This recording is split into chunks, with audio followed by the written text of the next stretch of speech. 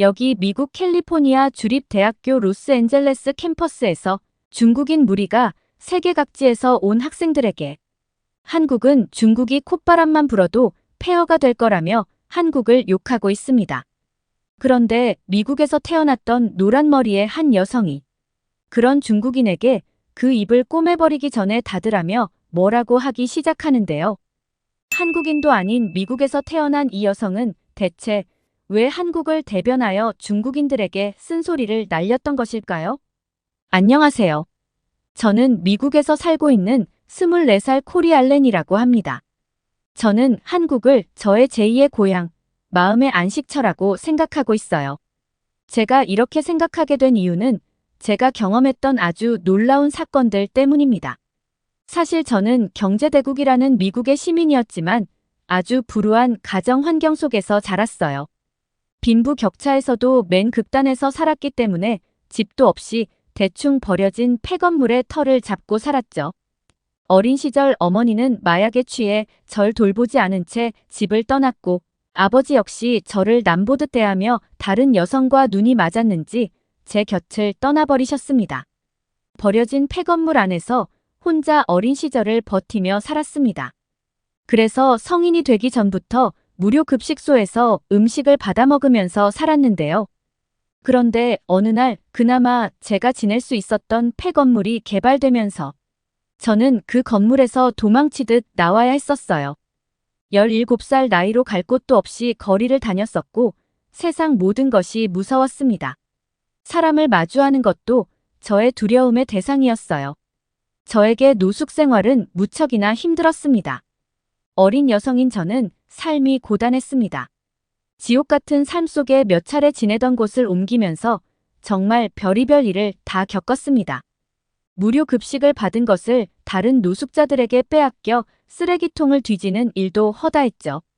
그러던 중 어떤 한 단체의 사람들이 제가 지내던 곳으로 와서 매주 한 번씩 음식과 생활용품을 주었어요. 저는 매우 가난한 동네에서 나고 자라서 동양인을 한 번도 본 적이 없는데 저에게 음식을 나눠준 사람들은 미국에 와서 살고 있는 한국인이었습니다. 지금이야 한국이라는 나라에 대한 존재를 알고 국적과 생김새, 기본 지식들을 익혀 알지만 그때는 낯선 검은 머리를 한 사람들이 그냥 다 같은 미국인인 줄 알았어요. 나라에 대한 개념도 없었으니까요. 학교를 제대로 다녀본 적도 없었기 때문에 한국이라는 나라가 어디에 붙어 있는지도 몰랐고 그냥 딱 하나 확실하게 인지했던 것은 그 검은 머리 사람들이 저에게 먹을 것과 마실 것을 준다는 것이었죠. 그 한국인들은 저에게 덮는 이불을 주었고 필요한 것은 없는지 물어보았습니다. 부모에게도 받아본 적 없는 따뜻한 관심이었다 보니 당황스러움을 넘어 그냥 두려움이 세차게 느껴졌어요. 사람이 무서웠습니다. 제가 본 그 한국인들의 검은 머리카락에는 윤기가 흘렀고 피부에도 번쩍번쩍 광이 났는데 이런 사람들이 저에게 왜 이런 호의를 베푸는 건지 몰랐고 분명 다른 어두운 이유가 있을 거라고 생각했거든요.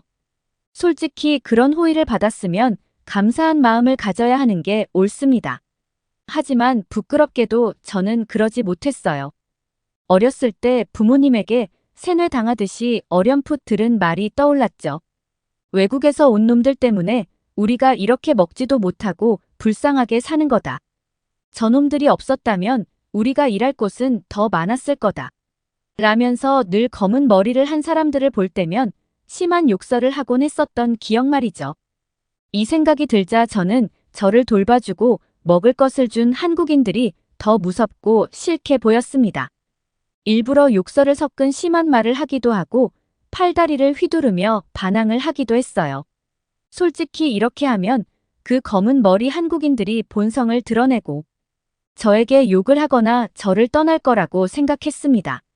하지만 한국인들은 그렇게 하지 않았고 저를 끝까지 도와주려고 했어요. 하루는 한국인들 앞에서 그들이 가져다 준 물건을 발로 뻥 차버렸는데 저와 같은 처지에 있던 다른 노숙자들이 참다 못해 달려와 대체 무슨 짓이냐며 저에게 화를 냈습니다. 저는 그런 노숙자들에게 저 사람들 때문에 우리가 이렇게 살고 있는 건데 저 사람들이 주는 걸 넙죽넙죽 받아먹다 보면 언젠가 우리한테 해코지할 거야 라고 억지 아닌 억지를 부렸어요. 그런데 뭔가 좀 이상했습니다. 솔직히 저는 제가 이렇게 말하면 다른 노숙자들도 제 말에 동의해 줄 거라고 생각했어요. 그런데 노숙자들은 제 말에 흔들리기는커녕 되려 저를 혼내는 듯한 말을 했습니다. 저분들이 우리에게 얼마나 많은 도움을 주고 있는데 감히 너 같은 게 행패를 부리냐면서 저를 꾸짖었죠. 실제로 그 한국인들은 제가 난동을 피웠음에도 불구하고 끝까지 저를 계속해서 찾아와 도움을 줬습니다. 그러면서 알게 된 건데 이 한국인들이 노숙자들을 도와준 지 정말 오래되었더라고요. 하지만 그럼에도 사람이 무서웠던 저는 그저 그 한국인들의 행동에 이해할 수가 없었을 뿐이었어요. 이렇게 도와줘봐야 개선의 여지가 없는 노숙자들인데 힘들여 도와주는 이유가 이해가 안 되었죠. 한국인들이 밑빠진 독에 물 붓기를 하는 것이라고 생각했습니다. 그런데 세상을 모르는 멍청이는 저였습니다. 제가 멍청하고 개선의 여지가 없다고 생각했던 저와 비슷한 처지에 있던 사람들의 절반 이상이 학교도 다녔었고 심지어 어떤 사람은 고학력을 가진 어른도 있었어요. 배움을 갖지 못했던 사람은 저뿐이었습니다. 병원비를 감당하느라 집이 파산돼서 노숙자가 되었거나 여타 다른 이유 때문에 어쩔 수 없이 거리로 내몰린 것이었죠. 사실 저는 제가 살고 있는 미국의 현실을 잘 몰랐습니다. 한국인들은 저보다 더 미국에 대해 잘 알고 있었어요. 그래서 노숙자들을 도왔던 것입니다.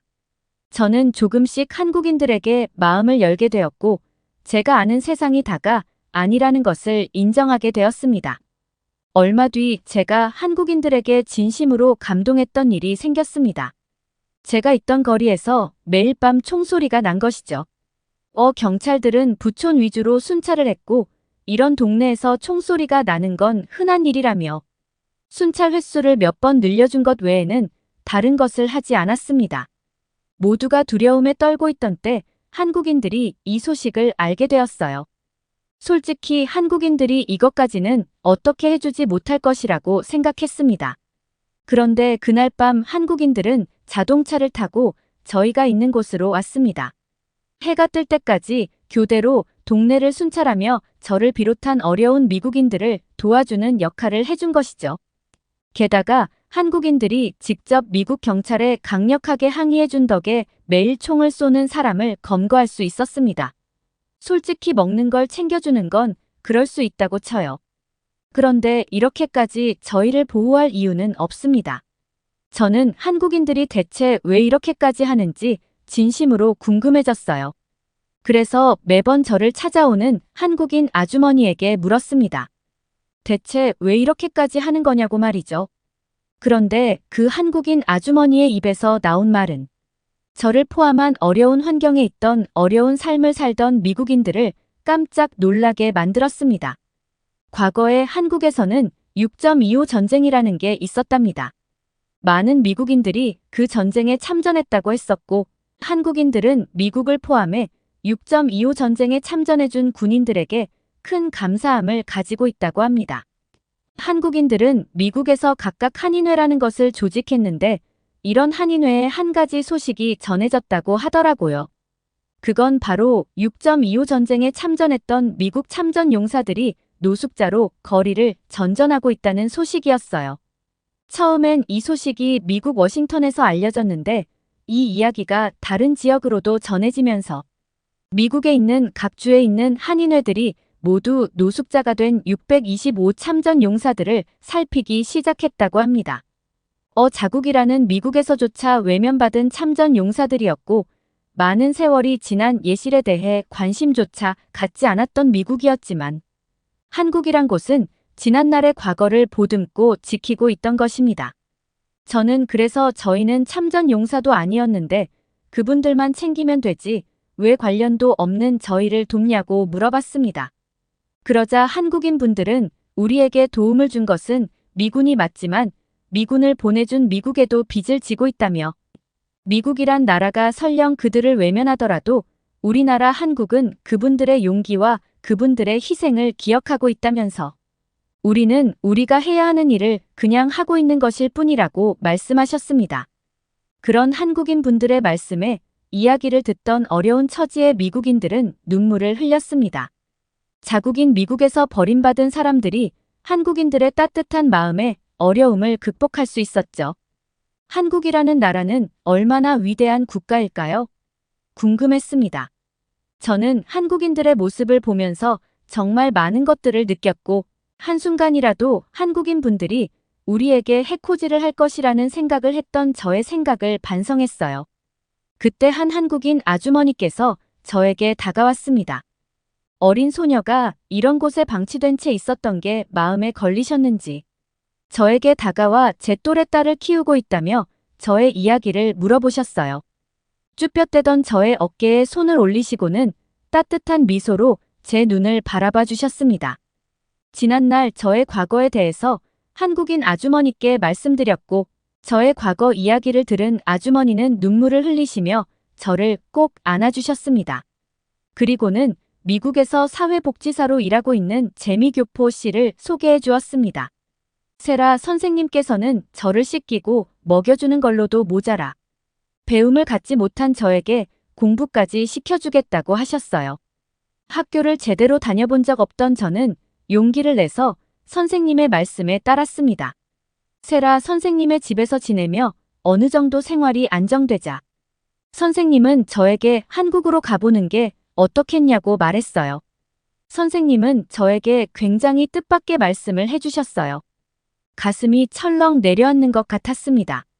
자신에게도 원래 저와 비슷한 또래의 아이가 있었다고 합니다. 한국에 지낼 때 남편이 교통사고로 세상을 떠나고 혼자 아이를 키웠는데 남편을 잃고 많이 힘들어하던 저의 모습을 옆에서 지켜보던 부모님이 미국에서의 삶을 제안하셨대요. 손녀는 우리가 잘 돌보고 고등학교 졸업하면 미국으로 보내겠다며 미국에 가서 다른 환경에서 살다 보면 마음이 안정이 될 것이라면서 부모님께서 많이 도움을 주셨었다고 합니다. 그런데 정말 충격적인 사건은 여기에서 일어났다고 했었는데요. 바로 세라 선생님의 부모님께서 돌보던 손녀가 아버지를 따라 교통사고로 세상을 떠나게 되었다는 이야기였어요. 그러면서 선생님은 눈물을 보이셨습니다. 자신의 딸을 키워주셨던 세라 선생님의 부모님분들께서도 많이 힘들어하시고 계신다고 하셨죠. 그러다 지금의 저를 만나게 되었던 것이었고 한인의 활동이 빈번한 자신이 저를 돌보는 게 부족할까 싶어서 소식을 부모님께 전했다고 합니다. 사실 매일같이 총격전의 밤이 되면 불량한 사람들이 거리를 판치는 이 미국이라는 도시에서 부모도 없이 어린 소녀가 홀로 지낸다는 것이 매우 위험하다고 생각했다고 합니다. 물론 자신이 돌보면 그만이었겠지만 저를 혼자 두고 집을 비워야 하는 일들이 많았어서 한편으로 불안한 마음이 늘 있었다고 해요. 그래서 한국에 계신 자신의 부모님께 이 소식을 전했고 세라 선생님의 부모님께서는 하늘에서 보내준 손녀라며 만나게 해달라고 했대요. 이런 이유로 저는 태어나 난생 처음 비행기를 타고 한국이라는 나라에 가게 되었습니다. 당연히 선생님께서 함께 한국에 와주셨었어요. 비행기를 태어나 처음 타봐서 긴장되고 떨렸습니다. 한국에 도착해서 공항에 내렸는데 그때를 회상해보면 제가 꿈을 꾸고 있는 건가 싶을 만큼 한국의 공항은 먼 우주에 있는 다른 행성의 나라 같은 기분을 느꼈습니다. 환하게 밝히고 있는 조명 위로 고개를 높게 들어야 볼 수 있었던 엄청나게 높았던 천장과 반짝반짝 빛이 나던 대리석 바닥 그리고 사람들의 좋은 향기까지 대체 이게 현실인지조차 모를 만큼 너무 놀랐던 기억이 생생합니다. 늘 미국의 양극화 극단에서 홀로 살아왔던 저에게 한국을 처음 마주했던 순간을 글로 어떻게 표현해야 하는지도 잘 모르겠습니다. 그냥 순백의 천국 같은 기분이었어요. 세라 선생님과 짐을 찾고 공항에 있던 많은 사람들을 보게 되었습니다. 이 공간에 있는 사람들 대부분은 한국인일 거고 직원들도 한국인일 텐데 이 중에는 그 누구도 저희 미국에서처럼 가난해 보이는 사람은 없었습니다. 로비에서 한 노인분들을 만나게 되었는데 세라 선생님의 아버지와 어머님 분들이셨습니다. 제가 아는 한국어라고는 고작해야 세라 선생님께 배운 안녕하세요와 감사합니다가 전부였는데 다행히 할아버지 할머님은 영어를 잘하셨어요. 보자마자 할머니께서는 저를 꼭 안아주시더니 먼 길 고생했다며 인사해 주셨습니다. 할아버지께서도 여기까지 오느라고 수고했다며 환영한다고 말씀해 주셨습니다. 그렇게 저는 선생님과 선생님의 부모님이 지내시고 계신다는 서울로 향하게 되었어요. 그곳에서 보름을 함께 지냈는데요. 어느 날 세라 선생님께서 다시 자신은 미국으로 가야 한다고 하셨어요. 저는 한국에서 할아버지와 할머님의 보살핌을 받으며 한국에 있는 학교에도 다닐 수 있었는데요. 이를 계기로 저의 삶은 완전하게 바뀌면서 새로운 사람으로 성장할 수 있었습니다. 제가 지냈던 서울은 정말 엄청난 도시였어요. 높은 건물들과 잘 정돈된 도로까지 깨끗한 거리에서는 누워 자도 될 정도였고 무엇보다 서울의 골목에는 노숙자가 없었습니다. 조금 으쓱한 느낌을 풍기는 골목도 위험하지 않았습니다. 제가 홀로 미국에서 지낼 때는 어디를 다녀도 늘 낯선 사람들에게서 많은 위협을 받았었어요. 10대 후반의 여성인 저에게 나쁜 짓을 하려는 미국인들도 너무나 많았죠. 늦은 시간 거리를 혼자 다니는 건 생각할 수조차 없는 일이었습니다. 하지만 한국에서는 저보다도 어려 보이는 어린 여자, 아이들이 보호자도 없이 혼자 거리를 돌아다니거나 늦은 시간에도 문제없이 다녔었어요. 이런 모습이 너무 낯설어서 저 혼자만 외딴 곳에 온 고양이 마냥 숨어 다니기 바빴습니다. 할아버지와 할머니의 사랑을 받으며 어느 날은 한국에 있는 어느 한정식 집을 간 적이 있습니다. 들어가 보니 한 상에 엄청나게 많은 종류의 음식이 놓여 있더라고요. 그리고 수프 같은 것도 있었습니다. 한쪽에는 밥도 있었고요. 이것들을 하나하나씩 순서대로 먹어야 하는지 어떻게 먹어야 하는지 감도 안 잡혔습니다. 물론 미국에서 한국인 아주머니분들께서 해주신 한국 음식을 먹어본 적은 있었지만 이렇게 종류가 다양할 줄은 상상하지 못했습니다. 할아버지께서 얼른 먹으라고 하셔서 수프를 떠먹었는데 너무 맛있었어요. 고기 같은 게 들어가 있고 휘면서 투명한 무언가가 섞여 있는데 정말 너무 맛있었습니다. 할아버지는 따뜻한 미소를 저에게 보여주시면서 이건 한국에서 묵국이라고 하는 거라고 말씀해 주셨는데요. 몸에 아주 좋은 국물이라면서 이야기해 주셨어요. 제 옆에 계시던 할머님은 계속해서 반찬을 시키셨습니다. 저는 제가 태어난 미국보다 한국이 더 부자 나라라고 생각했어요. 제가 태어난 미국에서 본 거라곤 어두운 한림과와 욕설, 폐건물들과 경찰 사이렌 소리밖에 기억나지 않으니까요. 당연히 한국이 음식도 비쌀 것처럼 느꼈습니다. 그런데 할머님은 저 먹으라고 계속 반찬들을 새로 주문하셨던 거죠. 할머님과 할아버님께 부담을 드리고 싶지 않아서 이걸로도 충분하다고 말씀드렸었는데요. 할머님께서는 한국에선 이런 반찬이 모두 무료라고 했었습니다. 이렇게 훌륭한 반찬들이 무료라니 전 너무 놀랬었어요. 미국에서 물조차도 돈을 내고 사 먹어야 할 정도인데 그때 당시에 진짜 속으로 너무 놀랬었어요. 뭐 지금이야 거의 한국인이 다 돼서 익숙하지만 말이죠. 할아버님과 할머님께서는 저를 친손녀처럼 아껴주셨습니다. 평일이면 늘 학교에 갈 수 있게 준비물도 챙겨주셨고 학교를 마치고 오면 할머님은 맛있는 간식도 만들어주시고는 하셨어요. 그러던 어느 날이었죠. 미국에서 한국으로 오면서 제 삶이 바뀌었던 것처럼 제 삶이 또 한 번 변화를 맞게 되는 순간을 마주하게 되었습니다. 햇살이 기분 좋게 내리쬐는 주말이었어요. 저는 할아버님과 할머님의 손을 잡고 서울에 있는 경복궁을 가게 된 적이 있습니다. 두 분께서는 한국의 전통 문화들도 배워야 한다며 과거에 왕이 살았다던 경복궁에 데려가 주셨는데요. 도심 속 가운데 자리 잡고 있던 과거.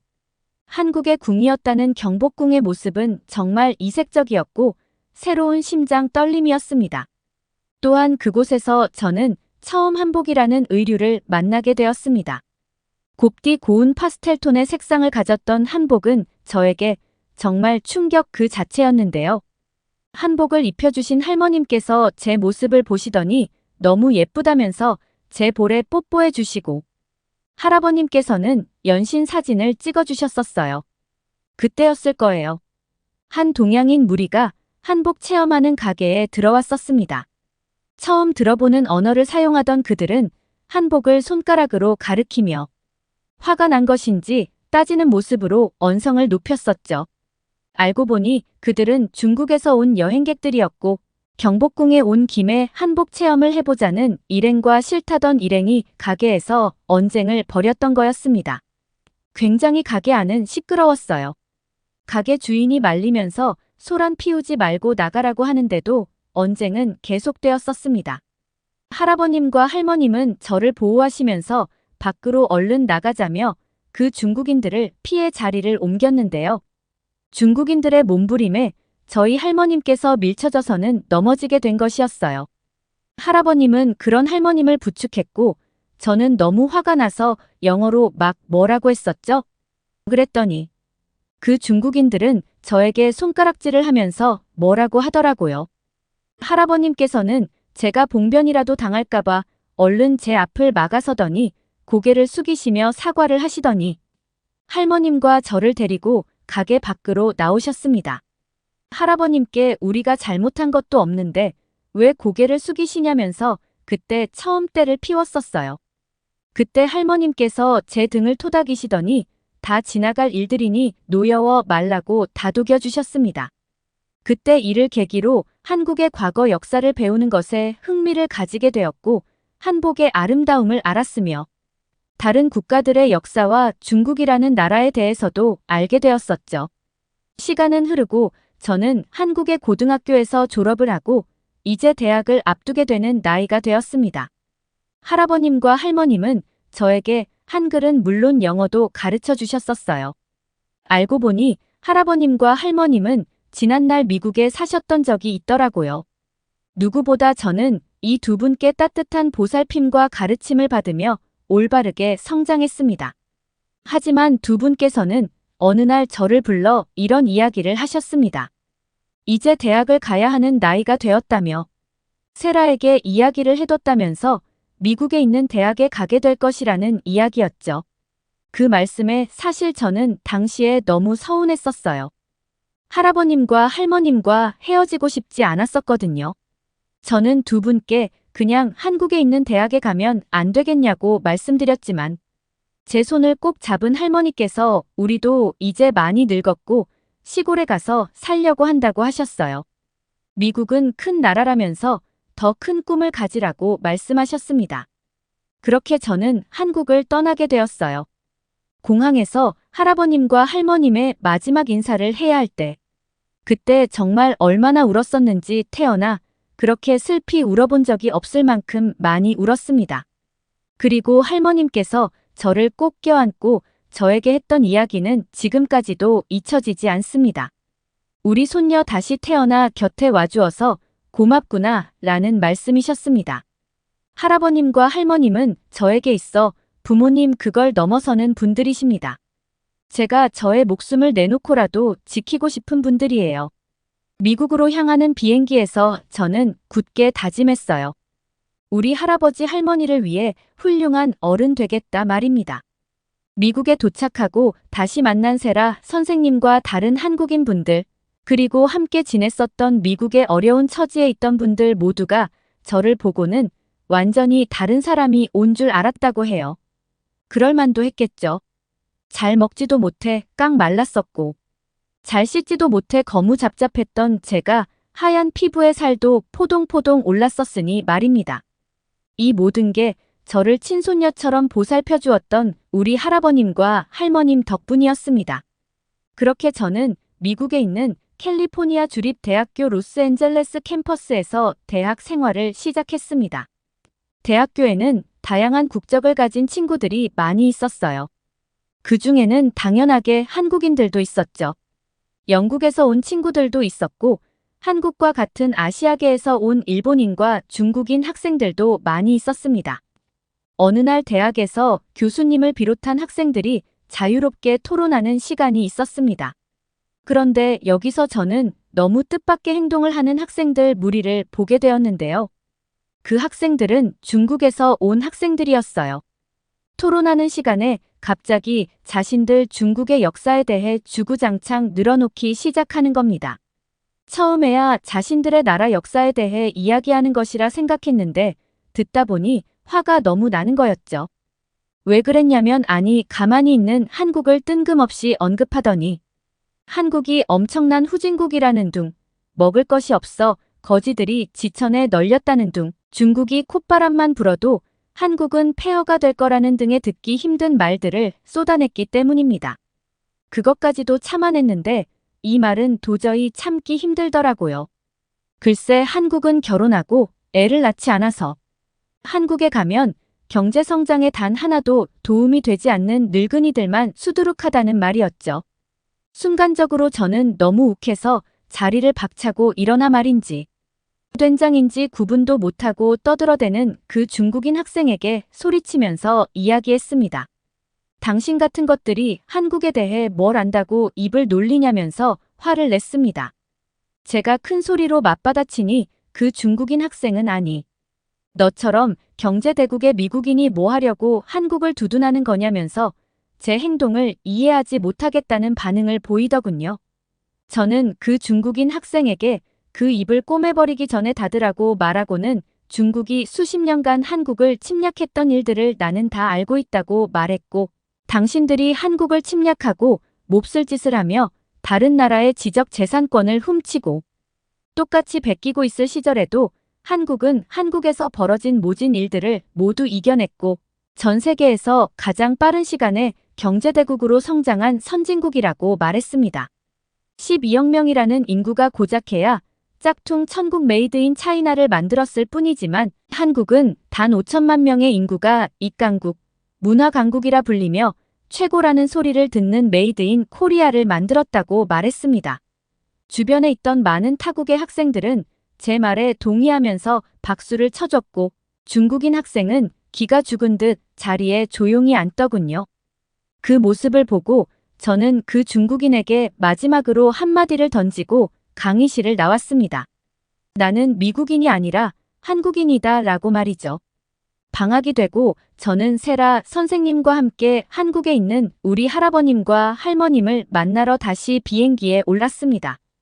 우리 할아버님과 할머님 드리려고 이것저것 선물도 잔뜩 사서 말입니다.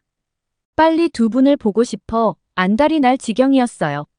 시골로 내려가신 할아버님과 할머님이 계시는 경상북도 안동으로 발걸음을 재촉했습니다.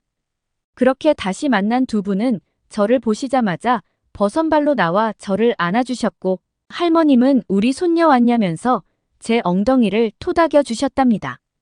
그날 저녁 할머님은 닭 한 마리를 넣어 푹 끓여서 수제비를 만들어 주셨는데요. 진짜 얼마나 맛있던지 한 그릇을 뚝딱 먹고 두 그릇째는 두 분께서 재배하신 배추로 만든 김치를 넣어 정말 배 터지게 먹었습니다. 그리고 늦은 밤 할머니 품에서 꼭 껴안고 자다가 소변이 마려워 잠시 마당으로 나갔는데 깊은 밤 하늘에 떠있는 달을 보고는 한참을 서 있었어요. 지난날 저의 옛일들이 머릿속에 주마등처럼 흘러 지나갔었습니다. 이 얼마나 감사한 인생인가요? 어린 시절 저를 도와주었던 한국인 분들과 세미 선생님 그리고 우리 할아버님과 할머님까지 저는 남들처럼 평범하게 태어나지 못했지만 한국인 분들 덕분에 더 가치 있는 삶을 살 수 있었습니다. 앞으로 더 열심히 살아보려고 합니다. 우리 선생님과 그리고 제가 세상에서 가장 사랑하는 우리 할아버지 할머니를 위해서라도 최선을 다해 살 것이고 다시 미국으로 가서도 감히 한국을 욕되이 하는 중국 학생들에게도 본때를 보여줄 겁니다. 근데 저 정말 복받은 사람 아닌가요? 제 사연을 들어주셔서 정말 고맙습니다. 그리고 한국에 계신 모든 분들께 진심으로 깊게 마음을 다해 감사하다는 말씀 전합니다. 오늘 사연은 여기까지입니다. 시청해주셔서 감사합니다. 시끌벅적한 국제학교 복도에서 한국인 여학생과 중국인 남학생이 크게 말다툼을 하고 있습니다. 말다툼은 점점 크게 번지더니 결국 몸싸움으로까지 벌어지고야 말았는데요. 그런데 너무나 놀랍게도 한국인 여학생에게 먼지나게 두들겨 맞게 되는 중국인 남학생. 대체 무슨 일이 있었길래 이 사단이 벌어지게 된 것일까요? 안녕하세요. 제 이름은 스텔라 스미스이고 뉴질랜드의 퀸스타운이라는 작고 아름다운 마을이 고향인 평범한 여성입니다. 어릴 적에 일찍이 어머니가 돌아가신 뒤로 아버지와 단둘이 살았었습니다. 우리 아빠는 돌아가신 엄마의 빈자리가 느껴지지 않을 만큼 최선을 다해서 저를 키워주셨죠. 그래서 저는 언제까지고 아빠와 둘이 그렇게 행복할 줄만 알았답니다. 하지만 아빠가 뜬금없게도 새 엄마를 저에게 소개해주면서 저의 인생은 완전하게 바뀌기 시작하게 되었었습니다. 더군다나 저에게 새 엄마가 될 사람이라고 소개해준 분은 저에겐 너무나 낯선 나라 한국이란 나라였죠. 저희 아빠는 동네에서 작은 마트를 운영하는 사장님이었는데 그때까지만 해도 아빠에게 있어 중요한 것은 저와 마트 두 가지뿐이었어요. 저는 그런 성실한 아빠가 만들어주신 튼튼한 울타리 안에서 평화로운 날들을 보내고 있었답니다. 하지만 어느 봄날 제 세상이 무너지고 말았죠. 스텔라, 너에게 소개해줄 사람이 있으니 주말에 시간을 비워두라는 아버지의 말씀 때문이었어요. 아빠는 그렇게 말하며 어쩐지 얼굴을 붉히셨고 평소와 다른 아빠의 모습에 저는 순간 안 좋은 예감을 하게 되었어요. 아빠에게 여자친구가 생긴 것 같다는 예감 말이죠. 불안해진 저는 누구를 소개해주려고 그러시냐며 궁금하니까 빨리 말해달라고 아빠를 졸랐었는데요. 그러자 아빠는 쑥스러워하시며 너의 새 엄마가 될 사람이란다라는 충격적인 말을 하셨습니다. 그때 당시에는 세상에 아빠는 오직 제 거라고만 생각했었거든요. 새 엄마라는 이야기에 받아들여지지가 않았습니다. 먼저 세상을 떠난 엄마에게 죄 짓는 것만 같았어요. 저는 심장이 쿵 하고 내려앉는 기분이었죠. 하지만 행복해 보이는 아빠를 보며 그런 내색을 할 수는 없었어요.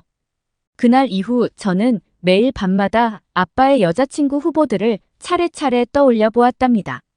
누구지 설마 옆집에 사는 메리 아줌마가 아니면 아빠, 친구 케이트 아줌마가 솔직히 아빠가 그 누구를 데리고 온다고 해도 온 마음을 다해 기뻐할 자신은 없었어요. 여태까지 아빠의 유일한 가족은 저였고 제 유일한 가족도 아빠였으니까요. 그렇게 둘밖에 없던 세상에 갑자기 누군가 새롭게 등장한다는 것은 설레기보다는 불안한 일이었죠. 하지만 아빠는 여태껏 저만 바라보며 살아오셨고 언제까지고 제가 아빠를 독차지할 수는 없는 일이었으니 저는 마음을 좋게 가지려 노력해 보았어요. 그렇게 불안하고 초조한 시간 속에 어느새 토요일이 되었죠. 저는 이른 아침부터 눈이 떠졌고 거실로 나가보니 아빠 역시 긴장한 건지 일찍 일어나 계시더라고요. 저는 그런 아빠를 향해 애써 미소를 지어 보였어요. 잠시 후 약속 시간이 다가왔고 저희 부녀는 문제의 그 여자분을 만나기로 한 집 근처 카페로 향했죠. 심장이 터질 것 같은 긴장 속에서 저는 마침내 카페의 문을 열었어요.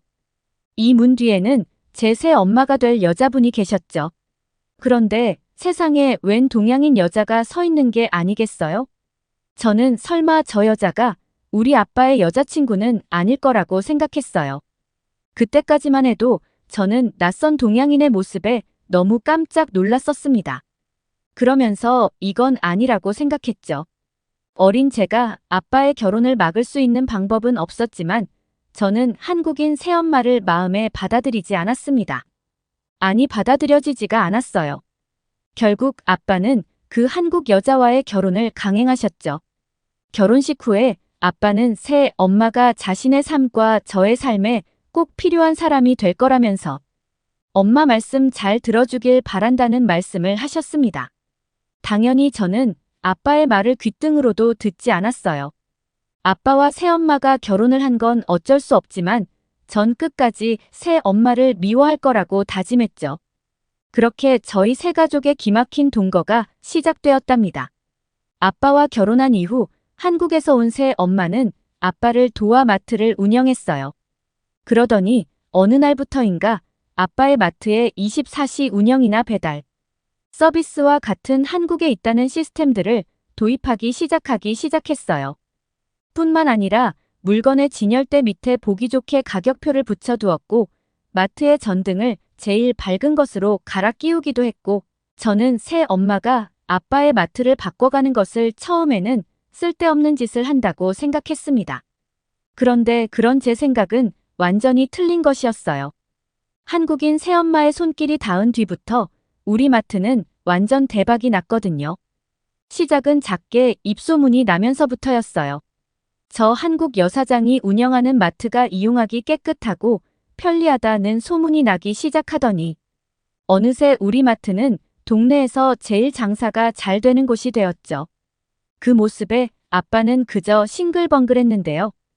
태어나 아빠의 그런 방정맞은 웃음도 처음 봤고 외국에서 온 새 엄마의 품에 폭 안겨서 애교를 부리는 모습도 처음 봤습니다. 아니 토가 나올 뻔했지 뭐예요? 뭐 여하튼 새 엄마의 그런 놀라운 손길에 아니 그냥 잘 되기만 한 정도가 아니라 지역 신문 기자가 마트의 성공 비결을 물으러 인터뷰를 하러 올 정도였어요. 새 엄마는 기자에게 이렇게 답하더군요. 한국에서 제가 생활했었던 그대로 그냥 성실하고 부지런하게 마트를 운영했을 뿐입니다. 라고 기자에게 답했습니다. 그 말을 옆에서 듣고 있던 저는 한국에 대해 궁금해지기 시작했었어요.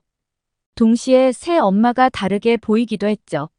결국 저는 새 엄마가 어떤 사람인지 제대로 알아봐야겠다고 결심했어요. 그날 저녁 저는 쭈뼛거리며 새 엄마에게 다가가 이렇게 물었죠. 솔직히 전 아직도 새 엄마가 좋지는 않다고 말하면서도 제가 뭔가 새 엄마에 대해 오해하고 있다는 생각이 든다고 말했습니다. 그리고는 사실 우리 마트는 아빠가 혼자 운영할 때는 적자를 보는 날도 정말 많았었다고 했죠.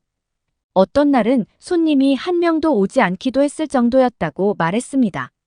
그런데 새 엄마가 오고 나서부터는 모든 게 달라졌는데 대체 무슨 방법들을 썼기에 마법처럼 동네 사람들의 마음을 사로잡을 수 있었던 거냐고 물었습니다. 제 말을 들은 새 엄마는 그런 제 질문이 귀여웠는지 한동안 깔깔 웃으시더니 이렇게 말했어요. 마법 같은 거 없단다. 어떤 거창한 비법 같은 것은 없다면서. 그저 한국에서 실제로 마트가 운영되는 방식을 적용했을 뿐이라고 하셨어요. 하지만 저는 잘 이해가 되지 않아서 고개를 갸웃거렸죠. 그러자 새 엄마는 이렇게 덧붙이셨습니다. 한국 사람들은 원래 부지런해 그리고 부지런한 만큼 효율적인 것을 중요하게 여기기 때문에 배달과 같은 서비스가 굉장히 잘 발달되어 있지. 그리고 마트마다 전기 세일 같은 판매 전략들이 굉장히 다양하기도 하거든. 사실 난 오히려 뉴질랜드에 와서 살면서 만난 뉴질랜드 마트들이 너무 구식이라 놀랐는데 저는 새 엄마의 말에 망치로 머리를 한 대 얻어맞기라도 한 듯한 큰 충격을 받았어요.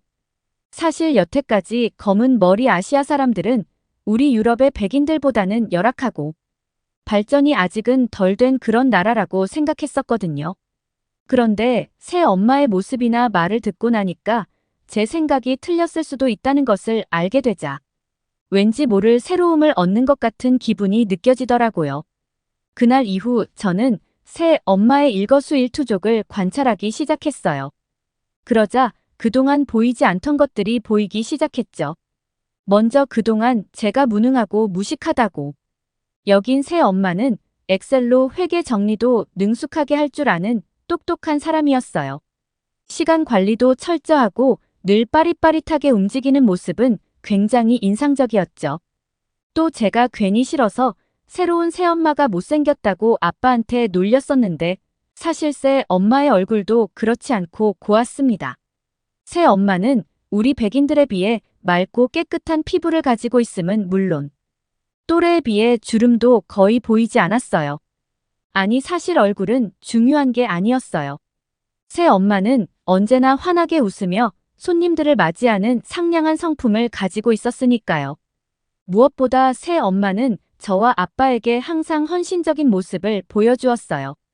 그런 새 엄마에게 어느새 저는 마음의 문을 열게 되었죠. 마음을 연 것뿐만 아니라 그냥 새 엄마가 우리 엄마라는 게 자랑스러웠었습니다. 왜냐하면 새 엄마가 온 뒤로부터 저희가 지내던 마을 전체가 한국에서 온 새 엄마에게 다들 반해버렸을 정도니까요. 마트는 늘 인산인해였고 말이죠. 그렇게 저희는 완전한 가족이 되었답니다. 이제 셋이서 행복하기만 하면 될 줄 알았는데 위기는 생각지도 못한 곳에서 닥쳐왔어요. 그건 바로 저의 장래에 대한 문제였습니다. 사실 뉴질랜드에는 젊은 사람들이 일할 만한 곳이 마땅치가 않거든요. 푸르른 초원이 가득한 나라이다 보니 일자리가 거의 없다시피 한 곳이죠. 그래서 대부분의 뉴질랜드 청년들은 고등학교를 졸업한 뒤 아르바이트를 하며 살아가거나 옆 나라 호주로 떠나는 게 현실이에요. 저라고 다를 것은 없었죠. 솔직히 말하자면 전 미래에 대한 계획이 딱히 없기도 했어요. 왜냐하면 그냥 아빠 엄마를 도와서 마트 일을 했으면 되었고 나중에 물려받으면 그만이었으니까요. 막연히 그런 생각만 하고 있었습니다. 그런데 한국에서 나고 자란 새 엄마에게 그건 있을 수 없는 일이었다는 게 문제였습니다. 사실 저는 뭐 공부도 별 관심도 없었고 그냥 이렇게 푸르른 초원이 가득한 뉴질랜드에서 마트 일이나 간간히 하면서 그냥 살고 싶었는데 새 엄마가 아주 딱 잘라서 안 된다고 하시더라고요. 결국 새 엄마는 저의 교육과 미래를 위해 특단의 결정을 내렸는데 그건 바로 우리 가족이 한국으로 가서 사는 것이었어요. 저는 그게 무슨 뚱딴지 같은 소리냐며 난 뉴질랜드를 떠나지 않을 거라고 버텼어요. 여기는 제가 평생을 살아온 곳이고 제 친구들도 여기 있으니까요. 무엇보다 새 엄마는 좋았지만 아직 한국이라는 나라에 대해서는 잘 모르기도 했기에 꺼려지는 것이 사실이었거든요. 새엄마한테는 도저히 말로는 이길 방법이 없어서 아빠한테 떼를 쓰면서 안 가겠다고 졸랐는데 아빠가 저한테 아빠도 엄마 무서운데 라는 것이었죠. 와 완전히 등치는 산만해서는 새 엄마한테 완전 잡혀 살더군요. 새 엄마는 한국에는 훌륭하고 체계적인 교육 시스템이 있다며 저와 아빠를 단숨에 설득했고 결국 저희 가족은 한국이라는 낯선 나라에 가게 되었답니다. 새 엄마의 뜻에 따라 마지못해 한국으로 향하며 저는 내심 너무 불안했어요. 이런저런 걱정에 저는 저절로 우울해지기도 했었죠. 그나마 한 가지 신났던 것은 한국에 가기 전 일본을 경유하는 김에 가족끼리 일본에서 짧게 여행하기로 한 것이었는데요. 일본도 한국처럼 아시아 국가이기는 하지만 아예 눌러 사는 게 아닌 여행이라면 다른 거니까요. 때문에 일본 여행을 하게 된 것이 무척이나 좋았답니다. 저는 친절한 사람들과 맛있는 음식, 일본은 선진국이었으니까 선진국다운 서비스를 기대하며 비행기에서 내렸죠. 하지만 그건 저의 커다란 착각이었어요. 일본에 발을 디디자마자 저는 최악의 경험을 하게 되었답니다. 공항 밖으로 나가기 전 저는 잠시 화장실에 들르기로 했어요. 그런데 저는 이곳에서 아주 큰 실수를 하고 말았습니다. 바로 캐리어를 화장실 밖에 둔 것이었죠. 화장실 안으로 들고 들어가기에는 캐리어가 지나치게 커서 잠깐만 밖에 두고 얼른 다녀오자고 생각했던 것이 문제였을까요? 사실 일본은 남의 물건에 손을 안 대지 않나요? 근데 제 캐리어는 눈 깜짝할 사이에 사라져버렸어요. 처음에 저는 선진국 일본에서 이런 일이 생겼다는 것이 믿을 수가 없었어요. 제가 듣기로 일본은 아시아의 모든 나라 중에서 가장 안전한 나라라고 알고 있었거든요. 그런데 도착하자마자 도둑을 당하다니요. 운이 없어도 너무 없었죠. 우선 저는 부모님과 함께 공항의 직원에게 자초지종을 설명했는데요. 아니 선진국이라는 일본 공항 직원들은 어떻게 영어를 그렇게 한마디들을 못하는 거죠? 대화가 어렵더라고요.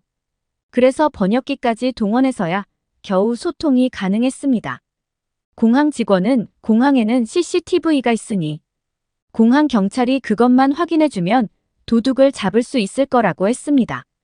다행이라고 생각했었어요. 그런데 일본 경찰은 해달라는 CCTV 확인은 해주지 않고 저희에게 무슨 알 수 없는 서류만 한 뭉치 내밀더군요. 그러면서 뭐라고 한 줄 아세요? CCTV 확인을 하려면 이 서류들을 전부 수작업으로 작성해야 하고, 그 다음에는 이 서류들을 우편으로 넘길 것이고, 그 다음에야 허가서를 받을 수 있다고요. 그 과정이 대체 며칠이나 걸릴지 짐작조차 할 수 없는 일이었죠. 무슨 80년대도 아니고 21세기에 너무 기가 막혀서 당장 빠르게 도둑을 잡아달라고 항의했지만, 일본 경찰 역시 영어로 의사소통이 제대로 되지 않기는 마찬가지였어요. 끝내 돌아온 대답은 그놈의 망할 서류를 작성하라는 것 뿐이었고, 결국 저는 캐리어를 찾지 못한 채 호텔에 가야 했습니다. 그렇게 저의 일본 여행은 시작부터 엉망이 되었고, 일본을 떠나 한국으로 가는 날까지 제 캐리어의 행방은 오리무중이었어요. 일본 경찰은 이렇게 말하더군요. 나중에 캐리어를 찾게 되면 우편으로 알려주겠다고요. 저는 속으로 됐네요. 이 사람아라고 되뇌면서 저는 더 이상의 기대를 버리고 한시라도 바삐 일본을 떠나고 싶었습니다. 정말이지 이 일본이라는 나라에는 단 1초라도 더 머물고 싶지 않았어요. 왜냐하면 묵었던 숙소는 굉장히 비좁았고 지하철을 타든 공공장소를 가든 먼 이야기만 하려고 말을 꺼내면 시끄럽다는 항의가 계속 들어오니까 와, 진짜 뭔 이런 나라가 다 있냐 싶었습니다. 내심 걱정이 돼서 새 엄마한테 한국도 일본처럼 이런 거 아니냐면서 물었는데 엄마는 그냥 웃기만 하시더라고요. 그렇게 약 2시간이 지난 뒤 저는 마침내 한국에 도착했습니다. 일단 다르긴 달라요. 우선 인천공항의 직원들은 능숙하게 영어를 사용하며 완벽한 서비스를 제공해 주었습니다. 일본인들과 의사소통이 되지 않아 답답했던 것을 생각하면 인천공항은 제게 속이 뻥 뚫리는 사이다 그 자체였죠. 그리고 한국의 뛰어난 인프라 시설들도 저를 놀라게 하는데 한몫했습니다. 물론 일본도 한국과 같은 시설들이 있긴 했는데 이것도 다르긴 달라요. 왜냐하면 한국 시설들은 다 새 것 같고 현대식이면 일본은 좀 오래된 것 같아 보였으니까요. 그리고 제가 살던 뉴질랜드는 뭐 말하기도 뭐할 정도예요. 사실 뉴질랜드의 공항은요, 근처에 아무것도 없거든요. 그냥 초원이 넓게 펼쳐져 있죠. 그런데 인천공항은 최첨단 미래 도시 그 자체더군요.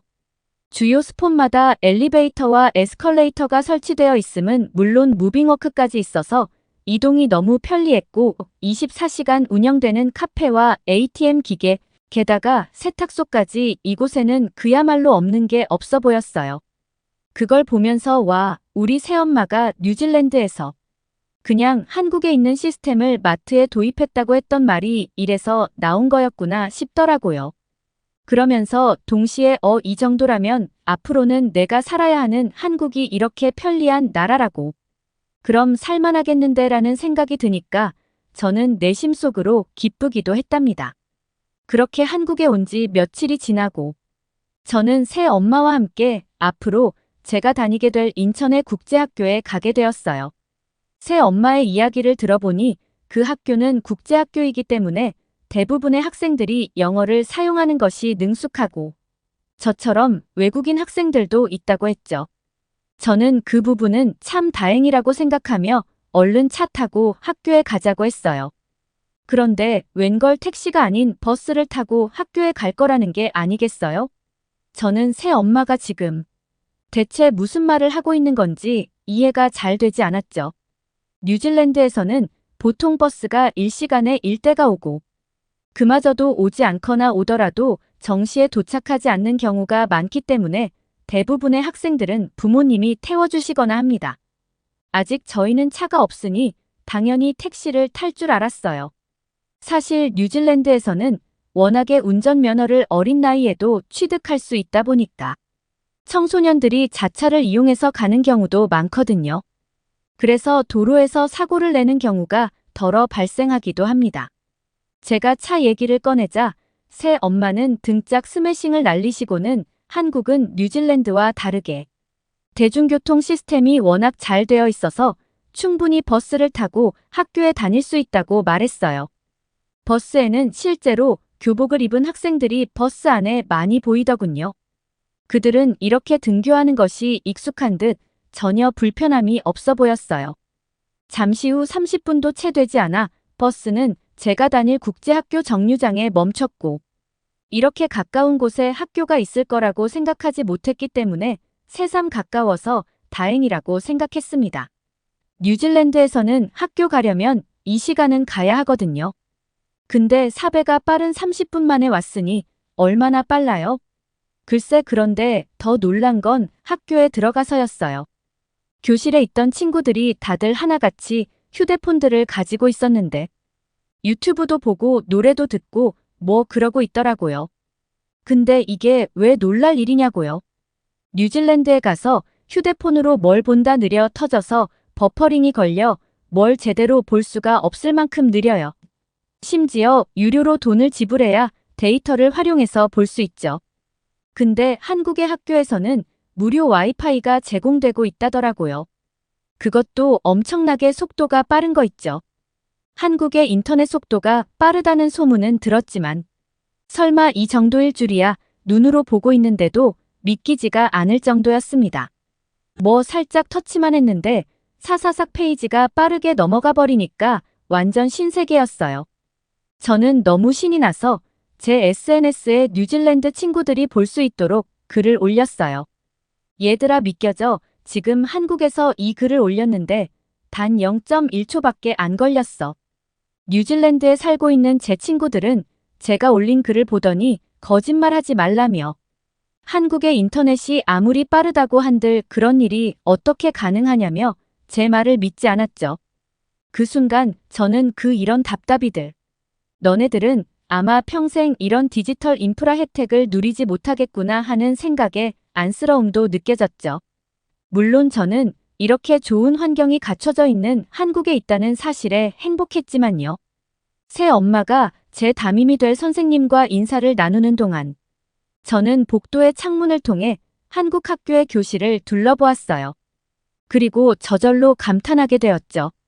왜냐하면 한국 학교의 교실이 뉴질랜드의 교실과 비교해 월등하게 좋았거든요. 우선 칠판부터 달랐어요. 뉴질랜드는 아직도 대부분의 교실이 분필 전용 초록색 칠판이나 화이트보드를 사용하거든요. 그런데 한국의 교실에는 최신식 터치 스크린이 설치되어 있는 게 아니겠어요? 이 터치 스크린을 통해 한국의 선생님들은 각종 영상과 파워포인트 등을 활용한 수업을 학생들에게 제공하고 있었고, 당연히 그 내용은 흥미로워 보였죠. 게다가 교실 내부에는 에어컨은 물론 히터 공기청정기까지 구비되어 있더군요. 아무리 험하고 궂은 날씨라고 해도 이런 환경이라면 공부가 잘 되지 않을 수 없겠더라고요. 그때 저는 온몸이 떨리는 느낌을 받았는데요. 왜냐하면 이런 환경에서 공부를 하는데 성적이 나쁘다. 그러면 새 엄마의 무시무시한 등짝 스매싱이 또 날아올 거란 두려움이 밀려왔기 때문이었어요. 뭐 여하튼 설레임 반 두려움 반의 기분을 느끼는 사이, 새 엄마는 저의 입학 절차를 모두 마쳤고 시간은 어느새 점심시간이 되었죠. 담임 선생님은 제게 이왕 여기까지 온 것 학교 급식을 먹고 가라고 제안하셨고 저는 그러겠다고 했어요. 그리고 급식을 먹기 전 간단히 손을 씻으러 화장실에 들어갔는데 저는 이곳에서 또 충격을 받게 되었답니다. 아니, 비데가 있더라고요. 저희 뉴질랜드에서는 진짜 보기 힘든 거거든요. 사실 전 한 번도 못 봤었어요. TV에서나 봤죠. 근데 여기는 화장실마다 다 설치되어 있더라고요. 그러면서 와, 우리 새 엄마 좋은데 살았었네 싶었습니다. 화장실에서 나온 뒤 저는 새 엄마와 함께 학생 식당으로 향했어요. 이쯤 되자 저는 이번에는 얼마나 놀라운 경험을 하게 될까 잔뜩 기대하게 되었죠. 뉴질랜드에서는 카페테리아라는 곳이 있어서 그곳에서 빵이나 감자튀김으로 간단하게 점심을 때우거든요. 그게 아니면 집에서 도시락을 싸오거나요. 물론 그 도시락이라는 것도 샌드위치인 경우가 대부분이지만요. 그래서 저는 평생 학교에서 먹는 점심에서 만족을 느낀 적이 없었는데 과연 한국의 학교는 어떨지 기대되기도 하고 그랬어요. 그리고 마침내 학생 식당에 들어선 순간 저는 100% 아니 10,000% 만족하게 되었답니다. 식판에 수북하게 쌓아주는 밥과 반찬국은 보기만 해도 배가 부를 지경이었죠. 뉴질랜드 카페테리아에서는 겨우 잼 하나 바른 손바닥만한 샌드위치 하나에 거의 8,000원을 받거든요. 사실 그것 하나 먹어서 배가 부르지도 않을 뿐더러 맛도 없는데. 한국의 급식은 기가 막히게 맛있음은 물론 양도 많아서 밥을 먹는 내내 매일 먹을 수 있다는 생각에 기뻤습니다. 당연히 사진을 찍어서 SNS에 바로 올렸는데요. 너희들은 꿈도 꿀 수 없는 바로 이것이 한국의 학교 점심 메뉴다 하면서 말이죠. 그랬더니 얼마 지나지 않아서 제 뉴질랜드 친구들은 곧바로 폭발적인 반응을 보이기 시작했답니다. 댓글로 뻥치고 앉아있다면서 거짓말하지 말라는 친구들도 있었고, 저 정도라면 급식비가 어마어마하겠는데 라는 반응도 있었죠. 그날 오후 학교에서 식사까지 마치고 새엄마와 함께 집으로 돌아가며 저는 이렇게 물었어요. 엄마, 사실 저는 여태까지 백인들이 되게 잘 사는 나라고 아시아는 가난할 거라고 생각했거든요. 근데 와서 보니까 호주나 이탈리아, 프랑스 이런 나라들보다 여기가 더 잘 사는 나라 같아요. 제가 태어난 뉴질랜드는 그냥 비교 대상도 안 되는 것 같고요. 여기서 태어난 엄마가 부러워요 라고 말했습니다. 그러자 새 엄마는 제 얼굴을 잠시 살피시더니 뉴질랜드가 한국보다 뒤처진 것 같아서 속상하냐 라고 물으셨어요. 저는 뭔가 시무룩한 기분이 드는 것은 어쩔 수 없는 것 같다고 답했습니다. 그러자 새 엄마는 내가 너에게 한국이라는 멋진 나라를 연결시켜 주었듯 앞으로 너도 열심히 공부해서 뉴질랜드와 한국 사이의 다리 역할을 하면 좋지 않겠냐고 하시더군요.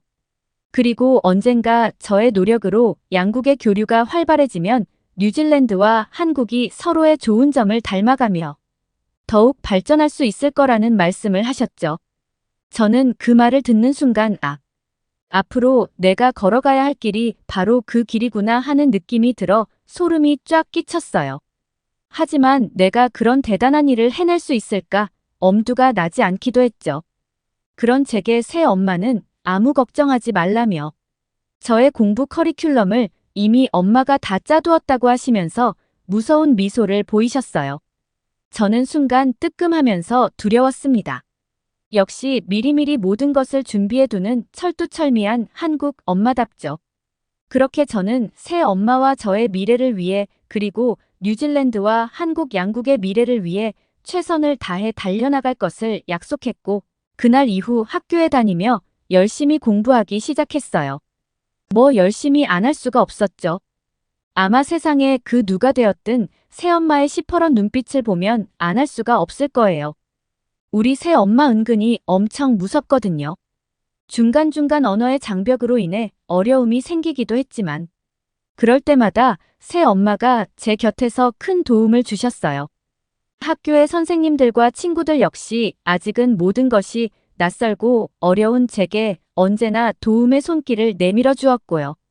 한국인들은 다른 나라 사람들에 비해 유달리 정이 많다더니 저는 정말이지 그 따스함을 온몸으로 체감했답니다. 그런데 어느 날이었어요. 교실 밖에서 엄청 누군가가 싸우는 소리가 들리더라고요. 뭔 일이지 싶어서 교실 밖을 나가봤는데 어떤 여학생하고 남학생이 말다툼을 하고 있던 거였어요. 온 학생들이 모여서 둘러싸 구경했죠. 원래 학교에서 이런 말다툼이 일어나면 구경하기 좋잖아요. 가까이에서 보니까 여학생은 한국인이었고 그 여학생과 말다툼을 하고 있던 학생은 중국인 학생이었어요. 국제학교다 보니까 여러 국적을 가진 친구들이 많았거든요. 저는 옆에 있던 친구에게 뭐 때문에 저렇게 싸우는 거래하고 물어봤었는데요. 이유를 들어보니까 진짜 너무 황당하더라고요. 한국인 여학생이 화장실에 갔다가 그 안에서 누가 놓고 간 휴대폰을 보게 되었었대요. 그래서 그 휴대폰을 찾아주려고 밖으로 가지고 나왔는데 갑자기 그 중국인 남학생이 휴대폰을 뺏으려고 했다는 거예요. 그게 말다툼의 시초가 된 건데 그 중국인 남학생은 그 휴대폰은 자기 거라면서 달라고 하고 있던 거였고 한국인 여학생은 아니 휴대폰은 여자 화장실에 있었는데 무슨 네 거냐고 말하는 거냐면서 대립했던 거죠. 알고 봤더니 그 휴대폰은 진짜 그 중국인 남학생 휴대폰이 맞았고 한국인 여학생과 더불어 주변에 있던 다른 여학생들까지 남자가 왜 여자 화장실에 들어갔던 거냐며 따지기 시작했었어요. 상황이 불리해지니까 그 중국인 남학생은 갑자기 목소리를 올리더니 그냥 이상한 소리가 나서 잠깐 들어갔던 것뿐인데 왜들 호들갑이냐면서 그러니까 한국이란 나라가 맨날 후진국 소리나 듣는 거라면서 요상한 말을 하더라고요. 그러면서 중국인 남학생과 한국인 여학생의 말다툼은 몸싸움으로까지 번졌는데요. 근데 그거 아세요? 아니 사내놈이 여학생한테 두드려 맞던데요. 사실 싸움까지 난 큰 사건인데 어찌나 웃기던지 진짜 재미있었습니다. 집에서 아빠와 엄마한테 이 이야기를 했더니 아빠는 깔깔거리면서 뭔 그런 사내놈이 다 있냐 그러면서 엄청 웃으셨는데 엄마는 무섭고 시퍼런 눈빛을 하시더니 괜히 그런데 휩쓸리지 말고 네 공부나 열심히 하라며 쏘아보셨어요. 그러시더니 아빠의 등짝을 세차게 날리시면서 어른이나 애나 똑같네 하시고는 밥이나 먹으라면서 아빠를 혼내시더라고요. 그래서 아빠한테 제가 에이그 아빠나 그 중국 남자애나 여자한테 맞긴 똑같은데 라고 했죠. 뉴질랜드 시골 동네에서 살던 저희 가족은 새 엄마의 영향으로 이렇게 한국에서 점점 한국 사람들이 되어가면서 자리 잡으며 살고 있습니다. 요즘 저는 홍보학과 진학을 목표로 열심히 공부하고 있어요. 한국의 사람들에게는 뉴질랜드의 문화를 전파하고 뉴질랜드의 사람들에게는 한국의 선진 문화와 선진 문물을 전해주고 싶다는 제 바람은 언젠가 저를 그 목표가 있는 곳으로 데려다 줄 거라고 믿기 때문입니다. 왜냐하면 저는 대한민국의 성실하고 강했던 한국인 새엄마의 딸이고 또 이 한국이라는 나라에서 훌륭한 교육을 받고 있는 대한민국 학생이니까 말입니다. 오늘도 이렇게 좋은 나라 한국에 살 수 있음에 감사하며 저의 이야기는 이만 마치도록 하겠습니다. 사랑하는 한국인 여러분, 오늘 하루 행복하게 보내세요. 안녕히 계세요. 오늘 사연은 여기까지입니다. 시청해주셔서 감사합니다.